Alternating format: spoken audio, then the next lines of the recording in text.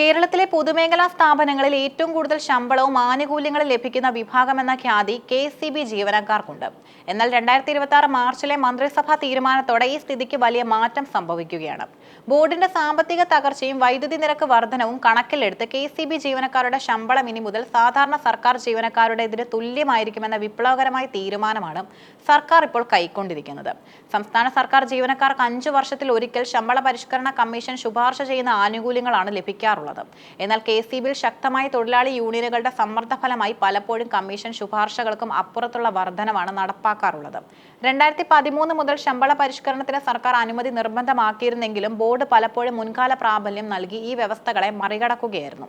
അടുത്തിടെ പുറത്തുവന്ന CAG report ഈ സാമ്പത്തിക ക്രമക്കേടുകൾ അക്കമിട്ട് നിരത്തിയതോടെയാണ് സർക്കാർ കർശന നടപടികളിലേക്ക് നീങ്ങിയത്. ബോർഡിന്റെ സാമ്പത്തിക പ്രതിസന്ധി രൂക്ഷമാകുകയും ശമ്പളം നൽകാൻ പോലും ലോൺ എടുക്കേണ്ടി വരികയും ചെയ്യുന്ന സാഹചര്യം ഈ തീരുമാനത്തിന് പിന്നിലുണ്ട്. മന്ത്രിസഭായോഗം പ്രധാനമായും 2 ആനുകൂല്യങ്ങൾ ഉടനടി നിർത്തലാക്കാൻ നിർദ്ദേശിച്ചിട്ടുമുണ്ട്.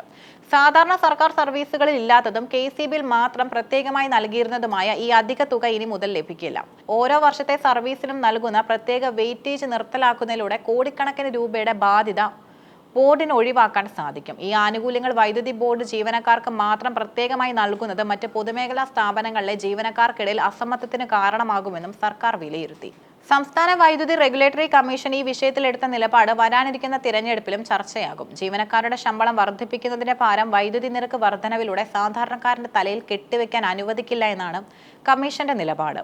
ബോർഡിന്റെ വരവ് ചിലവ് കണക്കുകൾ പരിശോധിച്ച ശേഷം മാത്രമേ ഭാവിയിൽ ശമ്പള പരിഷ്കരണങ്ങൾക്ക് അനുമതി നൽകൂ എന്നും കമ്മീഷൻ വ്യക്തമാക്കിയതോടെ യൂണിയനുകളുടെ സമ്മർദ്ദ തന്ത്രം ഇത്തവണ ഫലിക്കാതെ പോയി. 2016 ശമ്പള പരിഷ്കരണത്തിന് കഴിഞ്ഞ ദിവസമാണ് മന്ത്രിസഭ അംഗീകാരം നൽകിയത്. എന്നാൽ ഇത് കടുത്ത നിയന്ത്രണങ്ങളിലൂടെയാണ് പോകുന്നത്. 2021 നടപ്പാക്കിയ 2ാമത്തെ ശമ്പള പരിഷ്കരണത്തിന് ഇതുവരെ സർക്കാർ അനുമതി ലഭിച്ചില്ല. ഈ സാഹചര്യത്തിൽ ഇതിനകം നൽകിയ ഉയർന്ന ശമ്പളം തിരിച്ചുപിടിക്കുമോ എന്ന ഭീതിയിലാണ് വലിയൊരു വിഭാഗം ജീവനക്കാർ. യുദ്ധകാല അടിസ്ഥാനത്തിൽ ശമ്പളം നിശ്ചയിക്കുന്ന രീതി മാറുന്നത് ബോർഡിന്റെ പ്രവർത്തനക്ഷമതയെ ബാധിക്കുമെന്നാണ് യൂണിയനുകളുടെ വാദം.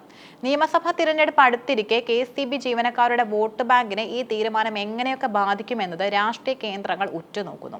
LDF അനുകൂല സംഘടനകൾ പോലും ഈ തീരുമാനത്തിൽ അതൃപ്തരാണ്.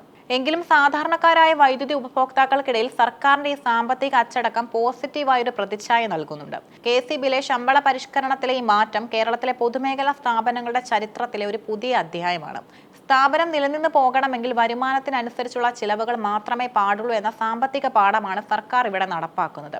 വരും മാസങ്ങളിൽ ഈ വിഷയത്തിൽ ജീവനക്കാരുടെ സംഘടനകൾ സമരത്തിലേക്ക് നീങ്ങുമോ അതോ സർക്കാരിന്റെ നിലപാടിന് വഴങ്ങുമോ എന്നത് കേരളത്തിലെ വൈദ്യുതി മേഖലയുടെ സുസ്ഥിരതയ്ക്ക് അത്യന്താപേക്ഷിതമാണ്. കെ.എസ്.ഇ.ബിയിലെ ശമ്പള പരിഷ്കരണത്തിന് കടുത്ത നിയന്ത്രണങ്ങൾ ഏർപ്പെടുത്താനുള്ള സർക്കാർ തീരുമാനം വരാനിരിക്കുന്ന നിയമസഭാ തിരഞ്ഞെടുപ്പിൽ നിർണായകമായ സ്വാധീനം ചെലുത്തും.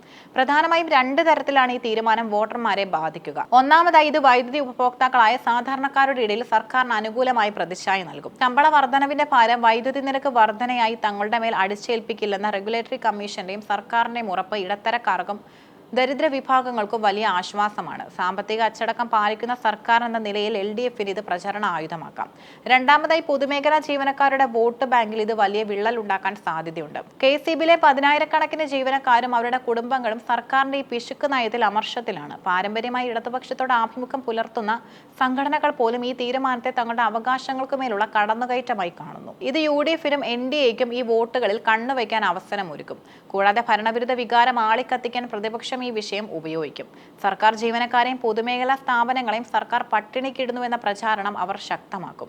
ചുരുക്കത്തിൽ സാധാരണക്കാരന്റെ കയ്യടി നേടാനുള്ള സർക്കാരിന്റെ ഈ നീക്കം സംഘടിത തൊഴിലാളി വർഗത്തിന്റെ അതൃപ്തിക്ക് കാരണമാകുമെന്നത് തിരഞ്ഞെടുപ്പ് ഫലത്തിൽ വലിയൊരു അപ്രതീക്ഷിത മാറ്റങ്ങൾ ഉണ്ടാക്കിയേക്കാം.